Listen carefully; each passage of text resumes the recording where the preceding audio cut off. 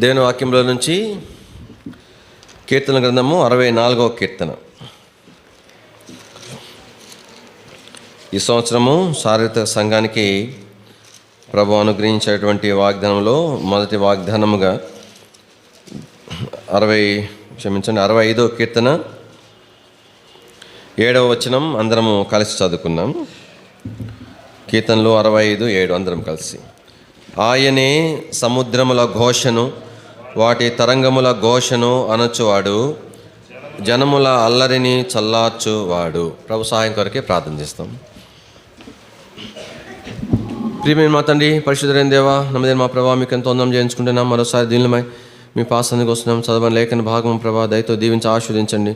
ప్రభా ఎన్నో పర్యాలు మీ వాక్యం గ్రహించుటకు మాకు ప్రభా తెలివి సరిపోదు, వివరించుటకు ప్రభా తండ్రి ఎన్నోసార్లు ప్రభా చేత కాదు. దయతో జ్ఞాపం చేసుకున్నాము. మీ సహాయం అనుగ్రహించము ప్రభా. నీవే ప్రభా మీ వాక్యం మాకు ప్రభా అర్థమన్నట్లుగా మీ చేయము ప్రభా. మేము గ్రహించి ప్రభా తండ్రి మీ వాక్యం మా హృదయంలో భద్రపరుచుకొని ప్రభా మీ కొరకు మమ్మల్ని సిద్ధపరచుకునేవారుగా మీరు జ్ఞాపం చేసుకున్నామని మహిమాఘనత ప్రభాలు ఆరోపించుకుంటూ ఐక్యమైన దాసుని మరోసారి ప్రభా మీ దయలో నా చేతులకు అప్పగించుకుంటున్నాను. మీ దాసుని దయతో మరుగుపరచము ప్రభా. మీ పాదం మీద మేము కూర్చుండి ఉన్నాము ప్రభా. మాకు తలలు పైకెత్తి మీ వైపు చూస్తున్నాము.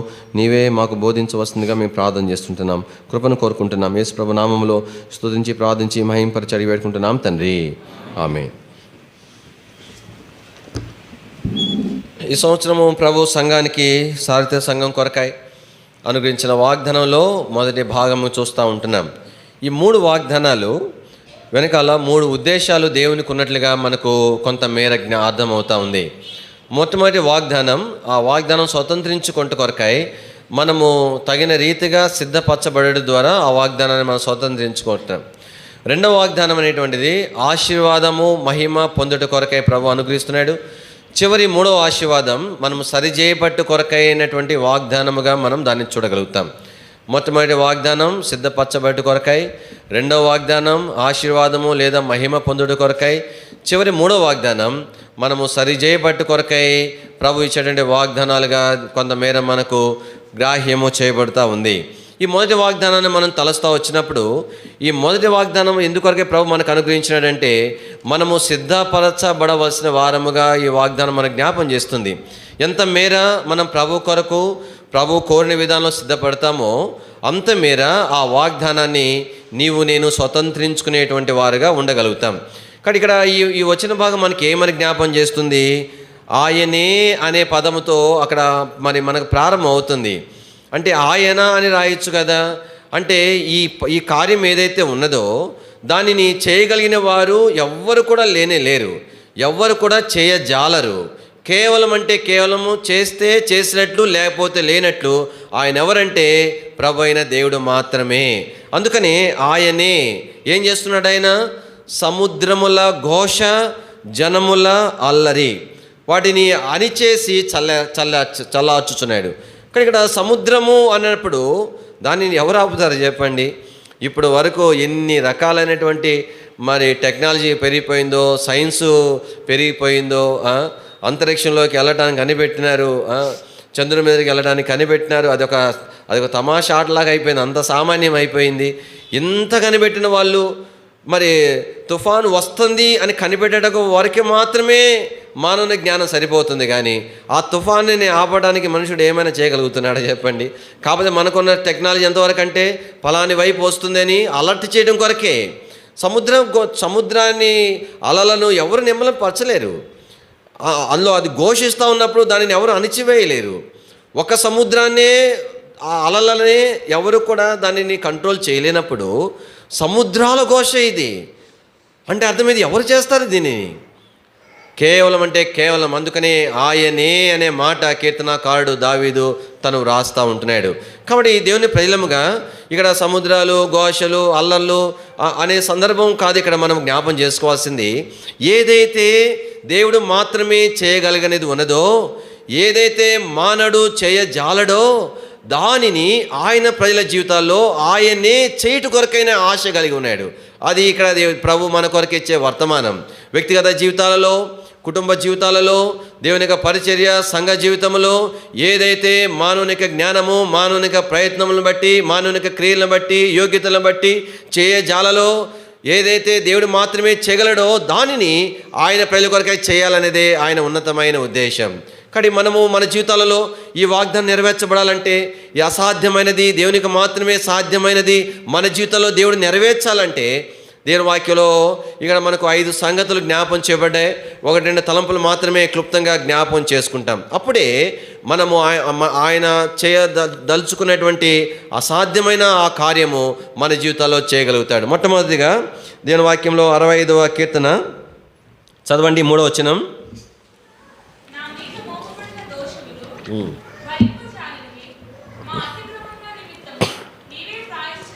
కానీ మొట్టమొదటి నియమం ఏంటంటే, మన అతిక్రమములు ప్రాయచిత్తము చేయబడవలసి ఉన్నది, మన దోషములు పరిహరించబడవలసి ఉన్నది. దేవుని వాక్యంలో ఇక్కడ లక్షణం లేని వారి విషయమై ప్రస్తావన కాదు, కానీ దేవుని ఎరిగిన తర్వాత, దేవుని ప్రజలమైన తర్వాత, ఇంకా నీ యొక్క నాయక జీవితంలో మిగిలించబడిన ఏ దోషము కానీ, ఏ అతిక్రమము కానీ, ఏ మాత్రము కూడా మిగిలి దేవుని యొక్క వాక్యము, దేవుడు ఏ మాత్రం కూడా అంగీకరించాడు. అలాంటిది ఏదైనా నీ జీవితంలో ఇంకా మిగిలించబడి ఉండగా, ఏమైనా దేవుని నువ్వు పొందడానికి ఆశించుచున్నావంటే అది కేవలము ఒక కళని జ్ఞాపకం పెట్టుకో. దేవుని నుండి నువ్వు ఏమి కూడా పొందజాలేవు. నువ్వు దేవుని చిన్నదైనా పెద్దదైనా నువ్వు పొందాలంటే, నేను పొందాలంటే, మొట్టమొదటి నియమం ఏంటంటే, నీ ఎదుట దేవునికి విరోధంగా ఉన్న ప్రతి అతిక్రమము, ప్రతి దోషము ఉన్న పాటునే సంపూర్ణంగా తొలగించబడితేనే తప్ప మనము ఈ వాగ్దానాన్ని స్వతంత్రం దించుకోలేం. చెప్పగలవా ధైర్యంతో? కొన్నిసార్లు కొన్ని విషయాల్లో కొంత మేరే మనం రియలైజ్ అవుతాం. మళ్ళా తర్వాత ఏమైపోతుందంటే మామూలు అయిపోతుంది. ఆ వాక్యం విన్నప్పుడే లోపల పశ్చాత్తాపం కలుగుతుంది. ఆ తర్వాత ఏముందిలేబ్బా, ఓయబ్బా, ఎంతమంది ఎన్ని రకంగా లేరు, నేను దీన్ని పెద్ద సీరియస్గా తీసుకుంటున్నాను అనిపిస్తుంది. మన మనసు అలాంటిది. మన మనసు ఎంత చక్కగా బోధ చేస్తుంది. జ్ఞాపం పెట్టుకోవాలా, దేవుని ప్రేలంగా ప్రభు యొక్క బలలో చేయి వేయక మునుపు మొట్టమొదటి నియమం ఏంటంటే, నీ జీవితంలో ఇంకా మిగిలించబడిన దోషము నువ్వు ఎరిగి ఉండి, అతిక్రమం ఎరిగి ఉండి ఇంకా మిగిలి ఉన్నదా అని. అలా మిగిలి ఉంటే ఉండనీగాక, అయితే ప్రభు బలలో చేయటానికి నీ చేయి చాపవద్దు. మిగిలి ఉంటే ఉండనీగాక, దేవుని నుండి ఏమైనా నా దేవుడు నాకు ఆశ చేయాలని ఏం మాత్రం కూడా ఆశించవద్దు. దేవుని పిల్లలంగా మనము ఏమని చెప్పబద్దులం? ప్రభువా, దీనిని నేను మానలేకపోతున్నానని దేని విషయం కూడా మనం చెప్పకూడదు. మనం ఏమైనా చెప్పవలసి ఉంటే, ప్రభువా, నేను అన్నీ సరి చేసుకున్నాను, నా కన్నుల ఎదుట ఏ దోషం నేను ఉంచుకొనలేదు, ఇంకా ఏదైనా నేను నేర్చుకోవాల్సి ఉంటే నాకు చెప్పు ప్రభువా అని మాత్రమే మనం ప్రభుతో చెప్పవలసిన వారికి ఉంటున్నాం. అందుకోసం మనం రక్షణ పొందింది. అంతేగాని వారమంతా ఇష్టానుసారంగా బతికి ఒప్పుకొని బాలు పొందడానికి కాదు. నెలంతా మనకు అనుకూలంగా నడుచుకొని ఒకసారి ఉపవాస ప్రార్థన ఒప్పుకోవడం కోసం కాదు. దేవుని వాక్యంలో అందుకని ఇక్కడ ఏమంటున్నాడు కీర్తనకాడంటే, నా మీద మోపబడిన దోషములు భరింపజాలనివి. ఎవరు మోపుతున్నారు? దేవుడే మోపుతూ ఉంటున్నాడు. అంటే అవి చిన్నవే పెద్దవని అనట్లేదు, వాటిని తను భరించలేకపోతున్నాడు. దేవుడు బయలుపరిచినప్పుడు ఇదేముందని లైట్గా తీసుకోవట్లే కీర్తనకారుడు. ఎంత బాధగా ఫీల్ అవుతున్నాడంటే, ఎంత భారంగా ఫీల్ అవుతున్నాడంటే, అంటే మోయలేనంత బరువు పెడితే ఎప్పుడెప్పుడు పడేద్దామా ఉన్నట్లుగా ఈ మనుషుడు తన దోషం విషయమే ఫీల్ అవుతూ ఉన్నాడు. అందుకని చిన్న సండే క్లాస్లో పాట కూడా ఉంది. ఏం పాట అది? చిన్న పాపం అని సండే క్లాస్ టీచర్ చెప్పండి. చిన్న పాపము పెద్ద పాపము, చిన్న పెద్ద పాపములని భేదము లేదు సుమా, చిన్న తమ్ముడా పాపము చేయకుమా, చిన్ని చెల్లి పాపము చేయకుమా, చిన్న తమ్ముడా పాపము చేయకుమా, చిన్న చెల్లి పాపము చేయకుమా, చిన్న పాపము పెద్ద పాపము, చిన్న పాపము పెద్ద పాపము, చిన్న పెద్ద పాపములని భేదము లేదు సుమా. ఇక్కడ దేవుని వాక్యంలో జ్ఞాపం చేయబడింది. ఇక్కడ ఆ దోషం విషయం ఆ కీర్తనకారుని అనుభవం చూడండి. ప్రభా, నువ్వు నాకు బయలుపరిచినప్పుడు నేను ఇంక ఎంత మాత్రం ఉంచుకోలేను. ఇది ఉంచుకొని నెమ్మదిగా ఉండలేను, ఎప్పుడు తీసివేయాలని. అందుకని కింద భాగంలో తను ఎంత చక్కగా చెప్పినాడు చూడండి, 3వ వచనం 2వ వచనంలో, మా అతిక్రమముల నిమిత్తము అంటున్నాడు. అంటే ఎవరు ఈ రాసిన కీర్తనకాడు ఎవరు చెప్పండి? సామాన్యమైన వాడా? మీరు ఎవరైనా పోల్చుకోవచ్చేమో కానీ ఈ భక్తుని కాలు గోటుకు సమానంగా కూడా నా యొక్క ఆత్మీయ జీవితము మరి పోల్చదగినది కాదు. అంత గొప్ప దైవజనుడు దావీదు మహారాజు. ఆయన అంటున్నాడు మా అతిక్రమముల నిమిత్తం అంటున్నాడు. అంటే అతిక్రమం విషయంలో తనను కూడా కలుపుకుంటున్నాడు. ప్రభా నాలో కూడా దోషం ఉందని కలుపుకుంటున్నాడు. అందుకని దేవుని ప్రజలముగా మొట్టమొదటి భాగం ఏంటంటే, దేవుడు ఆయన మాత్రమే చేయగలిగినది నీ జీవితంలో, నీ కుటుంబ జీవితంలో, నీ పరిచర్య సంఘం యొక్క జీవితంలో ప్రభు జరిగించాలంటే మొట్టమొదటి శ్రేష్టమైన ఖచ్చితమైన నియమం ఏంటంటే, మన దోషములు, మన అతిక్రమములు సంపూర్ణంగా మనము విడిచిపెట్టవలసి ఉన్నది. దేని వాక్యంలో 2వ తలంపు ఈ కీర్తనకారుడు మనకు జ్ఞాపం చేస్తున్నాడు. చూడండి, అందరం కలిసి చూద్దాం. 4వ వచనం, నీ ఆవరణములలో నివసించినట్లు నీవు ఏర్పరచుకొని చేర్చుకునివాడు ధన్యుడు. నీ పరిశుద్ధాలయము చేత, నీ మందిరములో నీ మేలు చేత మేము తృప్తి పొందిదము. కాబట్టి 2వదిగా దేవుడు నీ జీవితంలో ఏదైనా కార్యము జరిగించాలనంటే, అతి శ్రేష్టమైన రాజమార్గం ఏమైనా ఉన్నది అనంటే అది భూమి మీద ఆయన నామం బట్టి ఆయన పేరు పెట్టబడిన ఆ దేవుని యొక్క మందిరమే అది. కానీ దేవుని యొక్క మందిరం విషయంలో మనకున్న అవగాహన ఎలాంటిది అనేది, మనం ఏమనుకుంటాం, మందిరం అంటే ఆదివారం ఆరాధన కోసము అంతే. అప్పుడప్పుడు సూపర్వైజింగ్ అందరూ వస్తున్నారా లేదా, సేవకుడు బతికున్నాడా, రోగిగా ఉన్నాడా, ఆరోగ్యంగా ఉన్నాడా, అందుకే దేవుని మందిరం మనకు కదండి. దేవుని మందిరం అందుకేనా దైవజనుడు భక్సింగ్ గారు ఈ ప్రత్యక్షత ఎట్లాగ అనుగ్రహించినాడు అంటే, బయట డినామినేషన్ నేనేమి విమర్శించట్లేదండి, అది తప్పు పెద్ద నేరమని నేను చెప్పట్లేదు. కానీ సహజంగా మరి మేము రకరకాల జిల్లాల నుండి వచ్చినాం కాబట్టి సహజంగా మందిరాలు ఎట్లుంటాయంటే, దేవుని మందిరం కట్టబడుతుంది, చక్కని మందిరం కట్టబడుతుంది, దానికి పెద్ద తలుపులు మరి వేయబడతాయి, దానికి ఒక కాంపౌండ్ ఉంటుంది. ఇంకా ఆ యొక్క మందిరం రాబడిని బట్టి ఒక కాపలాదారుడు, ఒక వాచ్మెన్ గారు ఉంటారు అక్కడ. ఆ యొక్క మందిరం అనేటువంటిది చక్కగా ఏదో ఒక సమయంలో శుభ్రపరిచే వాళ్ళు కొంతమందిని ఏర్పాటు చేస్తే వాళ్ళు వెళ్ళి శుభ్రపరిచేసి, అంటే కొంత జీతానికి కానీ లేదంటే కొందరికి సమర్పించుకొని కానీ ఆ పని చేస్తారు. ఆ మందిరం తలుపులు ఎప్పుడు తెరవబడతాయి అంటే, ఎప్పుడైనా ప్రార్థన కూడుకుంటే అప్పుడు మాత్రం తెరవబడతాయి. ఆ తర్వాత ఆ ప్రార్థన అయిపోయిన తర్వాత మూవీ వేయబడి తలుపులు వేయబడతాయి. దైవజనుడు భక్సింగ్ గారు ఈ పరిచర్య, ఈ దర్శనం ఎలాంటి నేర్పించినాడు? ప్రారంభ దినాల్లో చిన్న ఇల్లు ఉంటుంది, పూరి ఇల్లు ఉంటుంది, అది కారుతూ ఉంటుంది.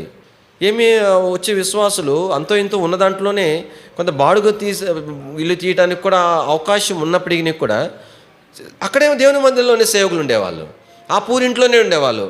తర్వాత చిన్నగా మందిరం రేకులు వేసుకుంటే ఆ పూరింట్లో ఆయన ఉండేవాళ్ళు. ఆ తర్వాత మందిరం అయితే ఈ లివింగ్ క్వార్టర్ అంటే కాంపౌండ్లోనే ఉండేవాళ్ళు. ఎందుకని అట్లాగా? ఎందుకు బయట ఒక రెంటి ఇల్లు తీయకూడదు?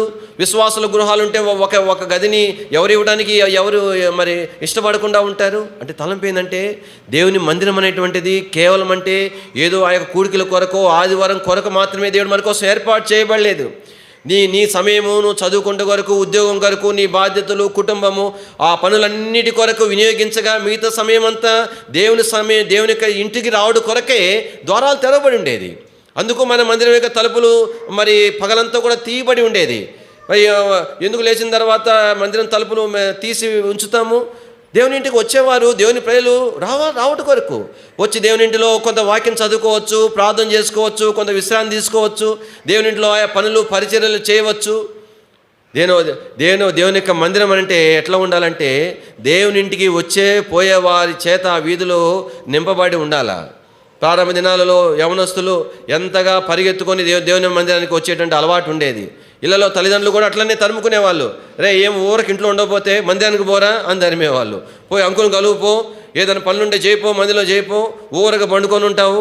ఈ రోజుల్లో అంటే కొంచెం భాష చేంజ్ అయ్యి, ఎప్పుడు ఫోన్ చూసుకోకపోతే పో మందిరానికి పో అనేవాళ్ళు ఉంటారు. దేవుని యొక్క మందిరంలో పరిచర్యలు లేవని బాధపడే వాళ్ళు ఉంటారు.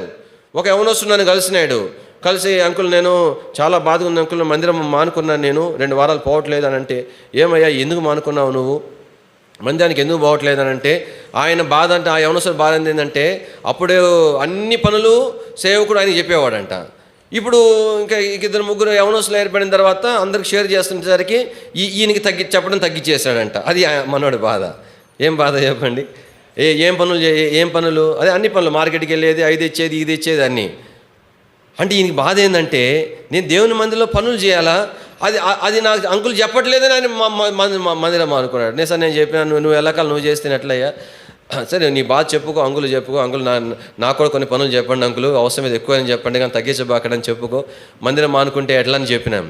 ఇది ఎందుకు జ్ఞాపం చేస్తానంటే, దేవుని యొక్క ప్రజలంగా జ్ఞాపం పెట్టుకోవాలా. దేవుని మందిరం ఎందుకొరకంటే, దేవుని నిరంతరం సేవించడానికి ఆశ ఉండాలి, దేవుని మందిరం రావాలని. నేను తరబీదులో ఉన్నప్పుడు మరి ఒక ఇంట్లో మీటింగ్లో మైకులన్నీ పెడుతుంటే అన్న నాతో చెప్తా వచ్చినారు.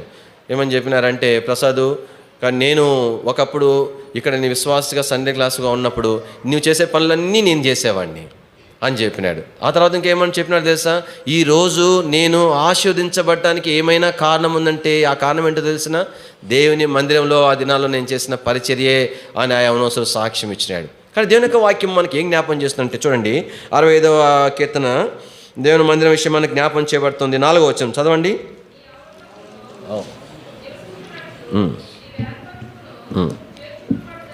కాబట్టి దేవుడు నిన్ను ఏర్పాటు చేసుకుని చేర్చుకుంది ఎందుకోసమంట, ఆ ధన్యత ఇచ్చింది ఎందుకోసమంట, దేవుని వాక్యం ఏమని చెప్తుంది, దేవుని మందిర ఆవరణంలో నివసించడం కొరకు నేను ఏర్పాటు చేసుకుంది. అంతేగాని చుట్టపు చూపుగా నెలకు ఒకసారి 2-3 వారాలకు ఒకసారి వచ్చి చూసుకొని పోవడానికి కాదు దేవుని మందిరం అంటే. దేవుని మందిరం ఎందుకోసము, ఆయన మందిరంలో నివసించుడు కొరకు నీవు ఆయన చేత ఏర్పాటు చేయబడి దేవుని చేత నువ్వు చేర్చుకునబడ్డావు. దేవుని వాక్యంలో అందుకని దేవుని యొక్క మందిరములో దేవుడు ఏం ఉంచినాడంట చెప్పండి, మేలు నుంచినాడు. ఆ మేలు నీ కంటికి కనిపించేది కాదు, అది ఆత్మీయమైన మేలు, భౌతికమైన మేలు, కుటుంబపరమైన మేలు. అది ఏ మేలు అనేటువంటి విషయం అని ఇక్కడ వివరణ లేదు, కానీ అన్ని విధాలైన మేలు దేవుని ఇంటిలో ప్రభు నీ కొరకు నా కొరకు ఉంచినాడు. ఆ మేలు ఎలాంటి మేలు తెలిసిన, దాచి ఉంచిన మేలు. అది ఎక్కడో కేవలం దేవుని మందిరంలోనే దొరికేటువంటి మేలు. ఆ మేలు దేవుని యొక్క ప్రసన్నత, దేవుని సన్నిధిని అనుభవించడం కొరకై నియమించబడిన మేలు అది. అందుకని వాక్యం రాయబడింది, నీ మందిర ఏమన్నాడు, నీ పరిశుద్ధాలయము చేత, నీ మందిరములో నీ మేలు చేత మేము దేవుని మందిరములో ప్రభు మేలు ఉంచాడు. నువ్వు ఎంత మేర దేవుని ఇంటిని ప్రేమిస్తావో, దేవుని మందిరాన్ని ప్రేమిస్తావో, దేవుని మందిరం కొరకు పరిగెత్తుకొని వస్తావో, అంత మేర నీ ఆత్మీయ జీవితము, నీ భౌతికమైన జీవితము, నీ కుటుంబ జీవితములో ఏమి అనుభవించగలుగుతావు చెప్పండి, తృప్తిని అనుభవించగలుగుతావు. అందుకని వాక్యంలో కోరహు కుమారులు ఉన్నారు. కోరహు కుమారులు ఎలాంటి వారో తెలిసిన, వాళ్ళ నాయన కోరహు. ఈ కోరహు మరి మోషేకు అహరోనుకి విరోధంగా ఒక గుంపు చేసినటువంటి వాడు. కోరహు, దాతాను, అబీరాము, మరి ఇంకొక ఆయన పేరు ఉంది, ఏం పేరు ఆయన పేరు చూద్దాంలేండి. కానీ ఈ నలుగురిలో మెయిన్ లీడర్ ఎవరంటే కోరహే. అంటే ఇప్పుడు నేను ఈ సందర్భం ఎందుకు చెప్తున్నాను కూడా నేను చివరిలో చెప్తాను. మెయిన్ లీడర్ కోరహే. తర్వాత వీళ్ళతో జత కట్టిన వాళ్ళు ఎవరనంటే పేరు పొందినటువంటి సభికులు వాళ్ళు. అంటే చిన్న చితక మనుషులు కాదు వాళ్ళు. ఇశ్రాయేలు దేవుని ప్రజలైన సామాన్యులు వాళ్ళు కాదు. వాళ్ళు పేరు పొందిన ప్రముఖులు వాళ్ళు. అది ఒకళ్ళు ఇద్దరు నలుగురు కాదు, వాళ్ళు 250 మంది జత కట్టినారు. ఎవరికి అనుకూలంగా, కోరహుకు అనుకూలంగా. ఎంతమంది? 250 మంది. ఈయనతో పాటు ఈయనకి సపోర్టర్స్ ఎవరు, మరి దాతాన, అభిరామ, మరొక మనుషుడు ఉన్నారు. వీళ్ళలో కోరహు మెయిన్. కోరహు మెయిన్ అని ఎట్లా చెప్తాము? రండి, సంఖ్యాకాండము 16వ అధ్యాయం 1వ వచనం. లేవికి మునుమనవడును కహాతుకు మనమడును ఇస్సారు కుమారుడైన కోరహు రూబేనీలలో ఏలియాబు కుమారుడైన దాతాను, అభిరాములను, పెలెతు కుమారుడైన ఓనును యోచించుకొని, ఇక్కడ ఈయన పేరు ఓను. ఇక్కడ వీళ్ళందరూ ఆలోచన చేసుకొని ఇది చూడు ఎంత అన్యాయం కదా, మోషే ఆయనేనా నాయకుడు, ఏమి మనల్ని ఏర్పాటు చేసుకోలేదా, ఇవన్నీ ఏదో మొత్తానికి ఆలోచన చేసుకున్న తర్వాత ఎంతమంది వాళ్ళతో కలిసినారు చదవండి 2వ వచనం.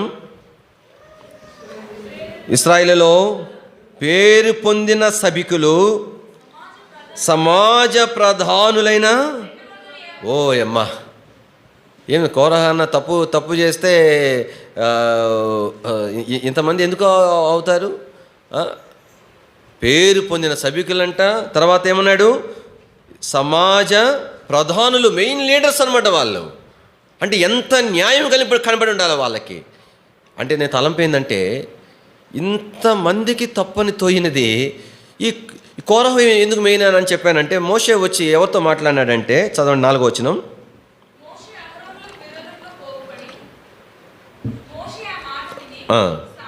సాగిలపడెను. అటు తర్వాత అతడు కోరహుతోనూ, అంటే కోరహు మెయిన్ అనమాట. మిగతా వాళ్ళందరూ ఏమని పరిగణించబడతారు? వాని సమాజంగా పరిగణించబడ్డారు. అంటే నా తలంపు ఏంటంటే, అంటే ఇంతమందికి లేని గ్రహింపు కోరహు కుమారులకు ఎట్లా వచ్చింది అని. అరే, ఇంతమంది అంకులు వాళ్ళు వెళ్తున్నారు, వాళ్ళు చిన్న చితక, వాళ్ళు మెయిన్ లీడర్స్ అంతా డాడీ పక్షంగా ఉన్నారు. రెండవది మరి దాతాను, అబీరాము, ఓను వీరంతా ఉన్నారు. అని మా నాన్న ఒక్కడు ఆలోచన చేసింది. అందరు కలిసి ఆలోచన చేసుకుని చేసిన నిర్ణయం ఇది. దీనికి ఇంతమంది మెయిన్ లీడర్స్ సపోర్ట్ చేసినప్పుడు ఎందుకు తప్పు అవుతుంది? ఒకవేళ మా దృష్టికి తప్పుగా ఉన్నా కూడా ఇంతమంది సపోర్ట్ చేసినప్పుడు ఖచ్చితంగా తప్పు అయిందని ఎందుకు అనుకోలే? నా తలంపు ఏంటంటే, ఎంత అనుభవం ఉన్న వారికి కూడా లేనంత గ్రహింపు కోరహు కుమారులకు వచ్చింది. నేను చెప్పే సందర్భం అంతా ఏంటంటే, కోరహు గురించి, ఆయన తిరుగుబాటు గురించి చెప్పట్లేదు. అంటే ఇంతమంది ముఖ్యమైన వారికి లేని గ్రహింపు కోరహు కుమారులకు మాత్రమే ఎట్లాగొచ్చింది అనేది ఇక్కడ ప్రభు మరి నేను పంచుకున్న తలంపు ఎట్లాగొచ్చింది. అందుకని వారందరూ కూడా చనిపోయిన క్రమంలో కోరహు కుమారులు చనిపోలేదు. ఆ వచనం కూడా నేను చూపిస్తాను. సంఖ్యాకాండం 26వ అధ్యాయము 11వ వచనం.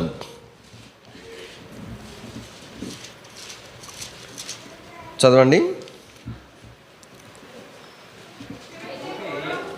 అయితే కోరహు కుమారులు, ఎందుకంటే వాళ్ళతో కలవలే.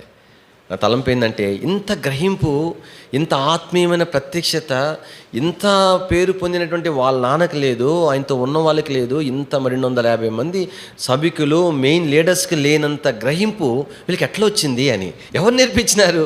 ఎవరు ట్రైనింగ్ ఇచ్చినారు? ఒకే ఒక మార్గం, దేవుని మందిరాన్ని ప్రేమించినారు వాళ్ళు.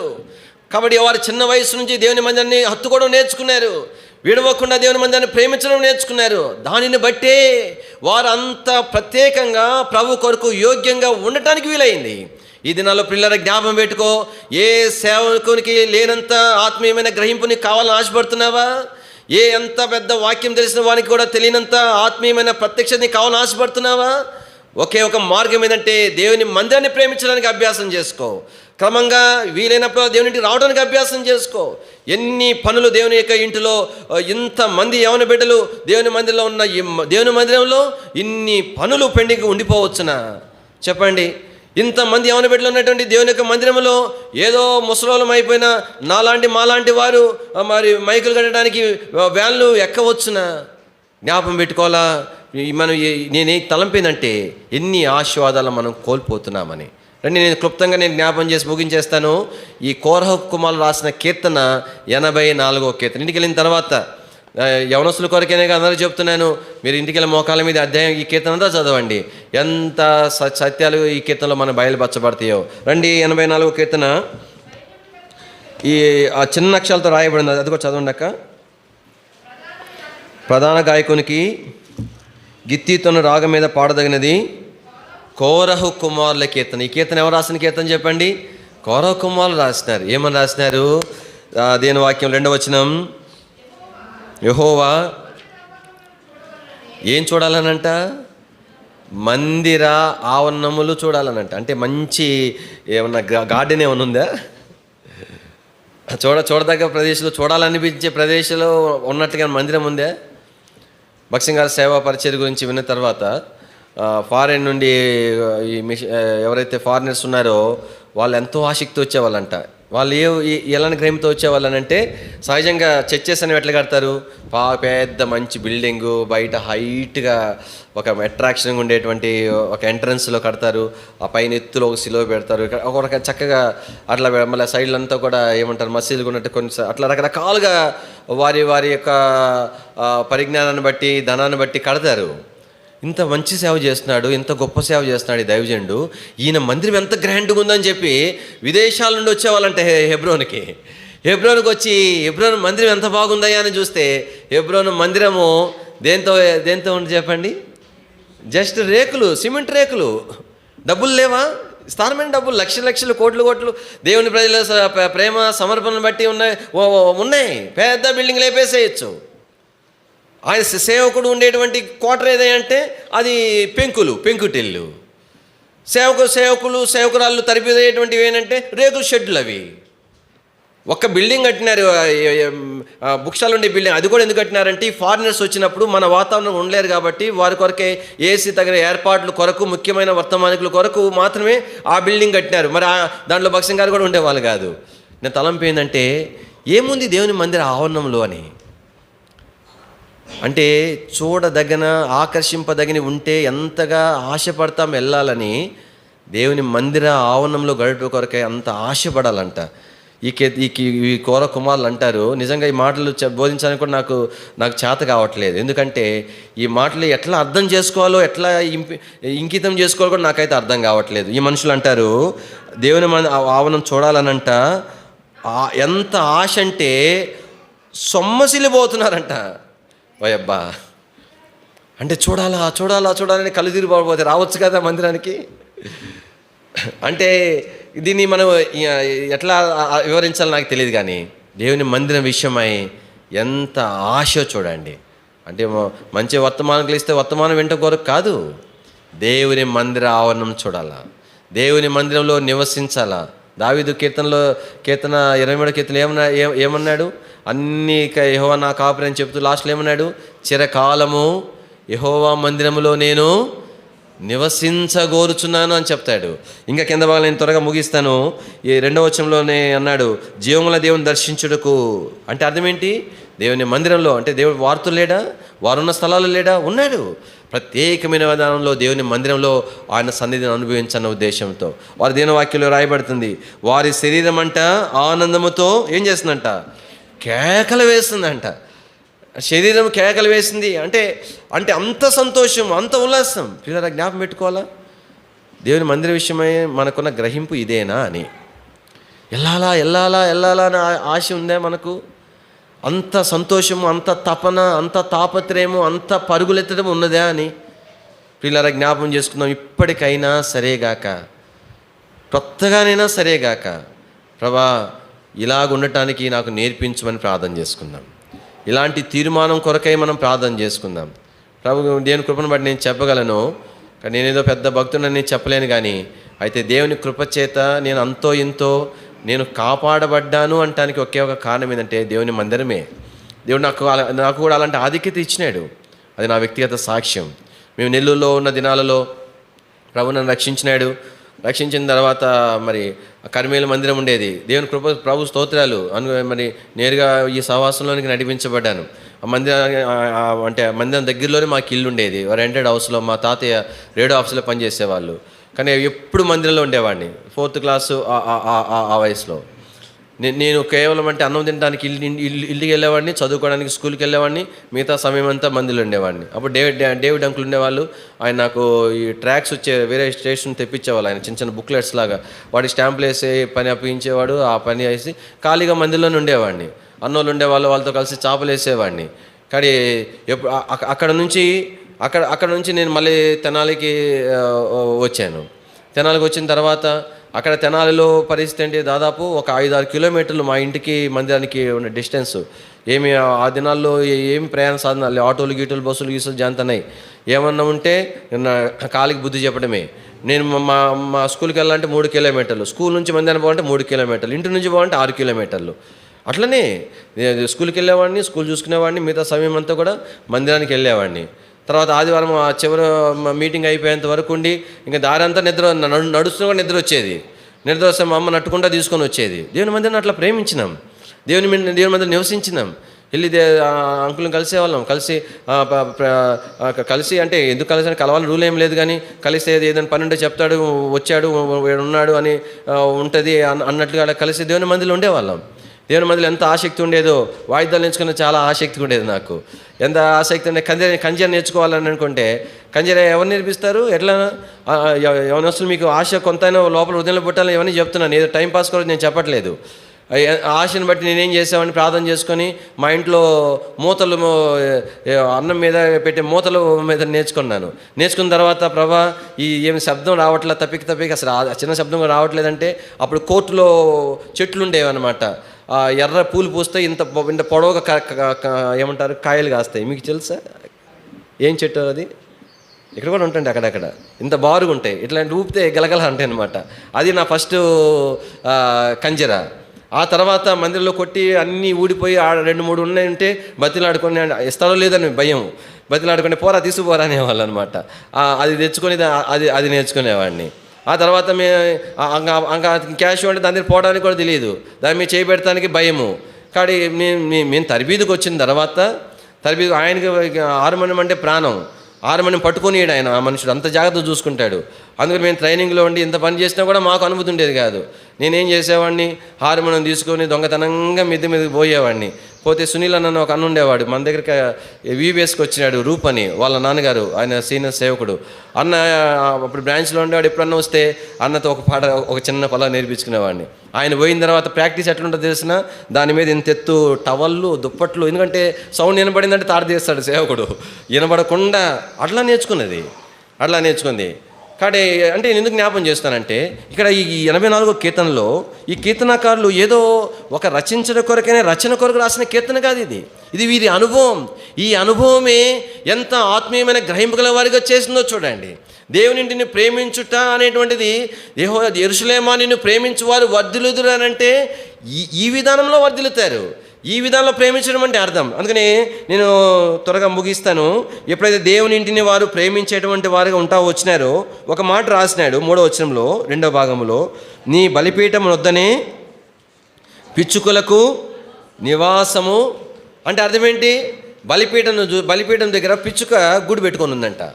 గూడు పెట్టుకున్నామంటే ఈ బలిపీఠం దగ్గరకు రావడానికి ఎవరికి అనుమతి లేదు, లేవీలు ఒక్కటే. అందులో పక్షుల్లో కూడా అది ఒక చిన్న పిట్ట దాన్ని చూసి అనుకున్నాడంట, ఈ కోర కుమారులు అనుకున్నారంట, ఆ పిట్ట చూడు, దానికి ఏమి పులిపిట్టు వాక్య పరిచయం చేయదు, పాటల పాడదు, మేమంతా ఇశ్రాయేల్ ప్రజలు ఇంత గోత్రం వాళ్ళం కూడా మేము గేటు బయట ఉంటే, అయితే పక్షుల్లో కూడా ఇన్ని శ్రేష్టమైన పక్షులు ఉంటే ఆ బుడ్డి పిట్ట చూడు అంటే ఈ మనుషులు ఏం ఆశపడుతున్నాడంటే, ఆ పిట్టను నేనైతే అంత బాగుండు. ఏమవుతుంది బాగుంటే? అదేదో ఆ గూడేదో చెట్టు మీద కట్టుకున్నా ఇక్కడ కట్టుకున్నా ఒకటే కదా, ఎక్కడైనా నివసించడమే కదా. అంటే అర్థం ఏంటి? నేను లోకంలో అదే అక్కడ గడిపే అదే సమయము ఆ బలిపీఠం మీద గడపాలి, అది ఆశ. ఒకవేళ అలాగ పెట్టగా నేను ఉంటే, అలా గూడు కట్టుకునే అవకాశం నాకు దొరికింటే నేను ఉంటే బాగుండేది ఆశ. ఎంత శ్రేష్టమైన ఆశ చూడండి దేవుని మందిర విషయంలో. అందుకు కింద అన్నాడు ఇన్ని ఆశీర్వాదాలు ఉన్నాయి. 5వ వచనం మొట్టమొదటిగా చదవండి.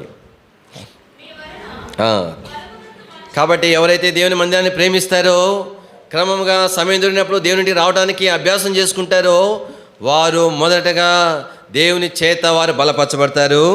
రెండవది 6వ వచనం,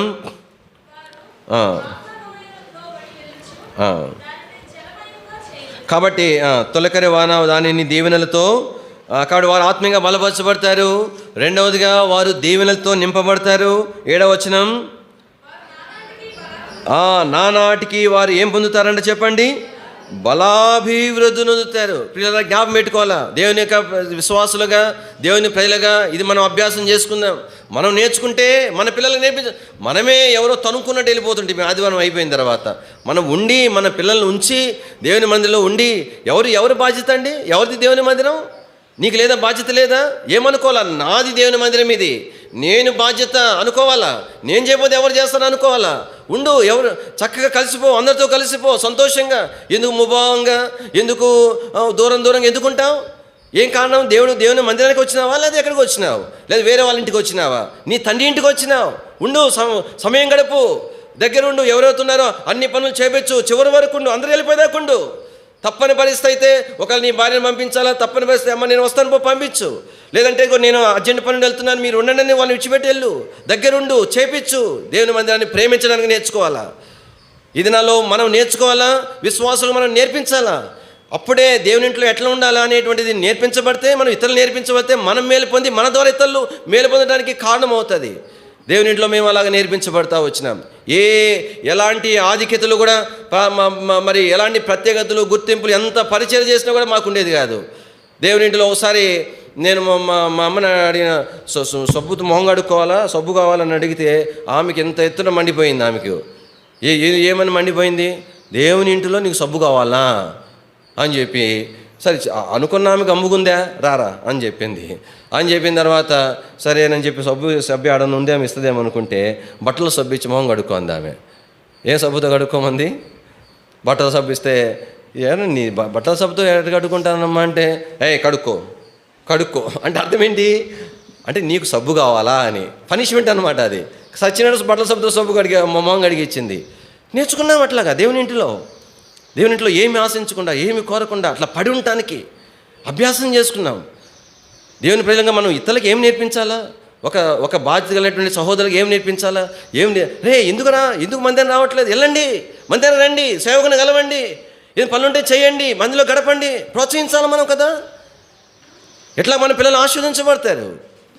మనమే నేర్చుకోకపోతే మనం ఎలాగ నేర్పించగలుగుతాం? మనమే నేర్పించకపోతే ఎట్లాగెత్తను బేలు పొందుతారు. ఈ కీర్తనాకారుడు కోరహు కుమారులు రాస్తున్నారు. పిల్లరా కానీ ఈ కోరహు ఆ చరిత్ర అంతా పక్కన పెట్టేసేసేయండి. దానిసంగా నేను మాట్లాడలేదు. నీ ఆత్మీయంగా దైవికమైన ఆశీర్వాదం పొందాలంటే ఆయన్నే చేయగలిగింది నీ జీవితంలో నువ్వు దేవుడు చేయాలని కోరుతుంటే వేరే నియమం లేదు. దేవుని ఇంటిని ప్రేమించడానికి అభ్యాసం నేర్చుకో. నేను వాక్యం అందుకని కింద భాగంలో చెప్తా ఉన్నాడు ఈ మనుషుడు. 10వ వచనం చదవండి. నీ ఆవరణములలో ఒక్క దినము గడుపుట అంటే ఎంత, ఒక్క దినము ఈక్వల్ టు 1000 days, 1000 దినాలతో సమానం. అంటే ఒక్కరోజు దేవుని మందిరం పోగొట్టుకుంటే 1000 రోజులు పోగొట్టుకున్నట్టుగా ఫీల్ అవుతున్నా అంటే అది అర్థం. ఒక విద్యార్థి 1 సంవత్సర కాలాన్ని గనక తన విద్యా సంవత్సరంలో 1 సంవత్సరాన్ని కనుక ఫెయిల్ అయ్యి పోగొట్టుకుంటే ఎంత బాధపడిపోతాడు. వాడు ఉద్యోగం వచ్చిన తర్వాత గుర్తు చేసుకుంటాడు, అరే నేను 1 సంవత్సరం పోగొట్టుకున్నా. ఒక్క దినము దేవుని మందిరాన్ని పోగొట్టుకుంటే 3 సంవత్సరాలు పోగొట్టుకున్నట్టు. ఏమైనా చింత ఉన్నదా అని బాధ ఉన్నదా? అయ్యో నేను దేవుని మందిరాన్ని పోలేకపోతేనే, అయ్యో నేను ప్రార్థన గుడి పోగొట్టుకుంటేనే, బైబిల్ స్టడీ పోగొట్టుకుంటేనే ఎన్నడైనా చింతపడ్డావా? నీ వ్యక్తిగత చదువులేనేమో 1 సంవత్సరం పోతే అల్లాడి కులి కూడా బాధపడిపోతివి. ఒక సబ్జెక్ట్ ఫెయిల్ అయిపోతే అల్లాడిపోతివి. ఏదైనా చిన్న నష్టం వస్తే బాధపడిపోతివి. కాబట్టి దేవుని యొక్క మందిరమునకు ఒక అవకాశం పోగొట్టుకోవటం అనేటువంటిది ఇంత పెయిన్గా, ఇంత బాధగా నీ ఫీల్ అయ్యే అనుభవం మన జీవితంలో చెప్పగలమా? అందుకని కింద అన్నాడు, ఏమన్నాడంటే భక్తిహీను అంటే ఊరక ఆడ ఏడ రోడ్లమ్మటి వాళ్ళతో వీటిలో ఫ్రెండ్స్ అని చెప్పి ముచ్చట్లు వేసుకొని గడపకపోతే దేవుని మందిరానికి రా. గుర్తుపెట్టుకొని నీ స్నేహితులు కూడా ఆత్మీయులైన గడుపు ఎవరిని పోగొట్టుకోమని చెప్పి అందరితో సమాధానం. వాళ్ళు అన్యుడైనా ప్రభుని ఎరిగినవాడైనా అందరితో సమాధానంగా ఉండాలా. అయితే సమయము ఎంత కావాలంటే అంత గడిపేంత సాన్నిహిత్యం ఉండకూడదు. నీకు ఎంత సమయం కావాలంటే అంత సమయం గడపడానికి ఏదైనా ఒక మనిషి కానీ ఉన్నదంటే అది దేవుని మందిరమే. వ్యర్థంగా ఎందుకు సమయం గడుపుతావు? అదే దేవుని ఇంటికి రా, చక్కగా ప్రార్థన చేసుకో, సేవకులను కలవు. ఏం కలవని రూల్ ఏం లేదు. కలిసి ఒకవేళ నీ విషయం వాళ్ళు ఏదో నీతో పంచుకోవాలంటే హృదయంలో ఉన్నదేమో, నీకు ప్రార్థన చేస్తూ ఉంటారు కదా, ఏ విషయాల్లో నీకు నేర్పించాలని ఆశ ఉందేమో, చక్కగా నీతో పంచుకుంటారు. దేవుని యొక్క సేవకులు దగ్గరగా ఉండేటువంటి వారికి ఆధిక్యత ఏంటంటే ప్రతి విషయాలు కూడా వారు సరిచేయబడతారు. మాకు దగ్గరగా ఉండేటువంటి వారిని మిగతా వారి అందరికంటే ఎక్కువ కఠినంగా మేము వారితో వ్యవహరిస్తాం. ఎందుకంటే వారు మా దగ్గరగా ఉండేవారు కాబట్టి, వారు మా హృదయం మా ఉద్దేశాలు ఎరిగిన వారు కాబట్టి వారి విషయంలో అంత స్వేచ్ఛ ఉంటుంది, అంత ధైర్యం మాకు ఉంటుంది. అది ఆశీర్వాదం కదా దేవుని ఇంటిలో. వ్యర్థంగా ఎందుకు నువ్వు సమయాన్ని గడుపుతావు? అందుకే నేను వాక్యం రాయబడతా ఉంది.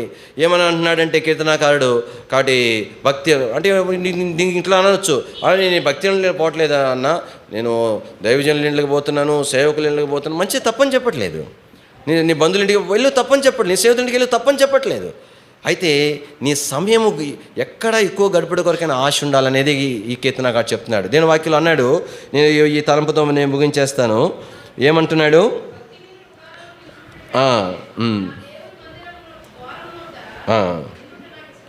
కాబట్టి ఒక ఇంటిలో గుడారం అంటే ఆ దినాలన్నీ ఎక్కువ టెంట్స్ ఉండేవి కాబట్టి, అంటే ఒక ఇంటిలో ఉన్నటువంటి సౌలభ్యాలు ఏర్పాట్లు వాటి వల్ల కలిగేటువంటి సౌకర్యం కంటే ఏ సౌకర్యం లేకుండా గేటు దగ్గర ఉండటం అనేది ఇంకా ఎక్కువ సౌకర్యంగా ఫీల్ అవుతారంట వీళ్ళు. చూసారా? అంటే దీనికి ఒక మాట చెప్పాలంటే, ఇంట్లో మంచి స్పాంజ్ బెడ్ వేసుకొని పండుకోవడం కంటే దేవుని మందిలో చాప వేసుకొని పండుకుంటే అంత కంఫర్ట్గా ఫీల్ అవ్వటం అనమాట. అది ఇంట్లో శుభ్రంగా బిర్యానీలు తినడం కంటే దేవుని మందిలో పని చేసి ఏదో ఆడ దేవుని మందిలో ఏది ఉందో ఆ పచ్చని మెద్దలు తినటము, ఆ బిర్యానీ తినకంటే ఎక్కువగా ఫీల్ అవ్వటం అనమాట. తలంపు ఏంటంటే, అందుకని అటువంటి వారి కొరక ఏమున్నాయో తెలిసిన కృప ఉన్నది, ఘనత ఉన్నది, మేలు ఉన్నాయి. చూడండి, దీని వాక్యంలో 11 వచనం, దేవుడిని యెహోవా సూర్యుడు కేడమై ఉన్నాడు, యెహోవా కృప ఘనత అనుగ్రహించును, యథార్థంగా ప్రవర్తించిన వారికి ఆయన ఏ మేలు చేయక మానడు. కాబట్టి జ్ఞాపకం పెట్టుకో, ఇవన్నీ ఎక్కడి నుండి వస్తాయంటే మన సీనియర్ని బట్టి రావు, దీని వాక్యం ఎక్కువగా చక్కగా నేర్చుకోవడం బట్టి రావు.